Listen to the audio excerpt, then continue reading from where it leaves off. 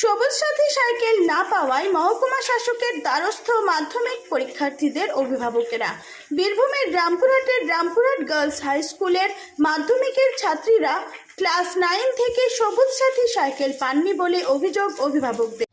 আমাদের যে স্কুল থেকে যে সাইকেলটা প্রত্যেকবার ক্লাস 9কে দেওয়া হয়, রামপুরহাট গার্লস হাই স্কুল, তো সে সাইকেল আমরা পাইনি কেউ, সমস্ত গার্জেনরা এসছে। তো আমরা চাইছি যে আমাদের সাইকেলটা যেন আমাদের মেয়েরা, আর কি আমরা নয়, আমাদের মেয়েরা সাইকেলটা ঠিকমতো পেয়ে যায়। এটা আমরা আর কি সুষ্ঠুভাবে এটাই চাইছি। আমরা কোনো অবজেকশন করছি না, কোনো কিছু করছি না, এটা প্রাপ্য আমরা চাইছি, এইটুকুই। কোথায় এসেছেন? এসডিও অফিসে এসছি। কি জমা দেবেন? দরখাস্ত জমা দেব, আমরা সকলে মিলে দরখাস্ত জমা দেব।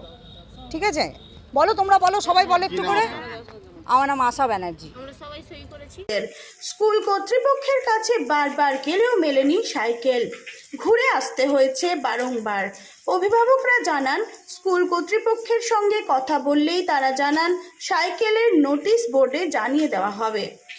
সেই সাইকেল না পাওয়ায় আজ রামপুরহাট গার্লস হাই স্কুলের সবুজ সাথী না পাওয়া ছাত্রীদের অভিভাবকেরা রামপুরহাট মহকুমা শাসক সৌরভ পান্ডের দ্বারস্থ হন এবং মহকুমার শাসককে লিখিত অভিযোগ জানান।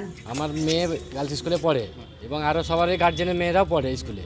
আমাদের মুখ্যমন্ত্রীর নির্দেশ অনুযায়ী সবুজ সাথী প্রকল্পের সাইকেল ক্লাস 9-এ পাওয়া উচিত, বাপ সবাই পায়, কিন্তু আমার মেয়ে সমেত আর এই যতগুলো সব এসছে, ইনাদের মাধ্যমিক দিচ্ছে, আমার মেয়েও দিচ্ছে, আজকে রামপুর বিদ্যাভবনে দিচ্ছে, কিন্তু আপনার এই সবুজ সাথী প্রকল্পের সাইকেল এখন অবধি পাওয়া যায়নি। তাই আমরা এসডিও স্যারের কাছে এসেছি, যার একটু সুরাহা হয়, যাতে আমাদের মেয়েগুলো সবাই যেন সাইকেলটা পায়, সেই জন্য স্যারের কাছে আবেদন নিয়ে এসেছি।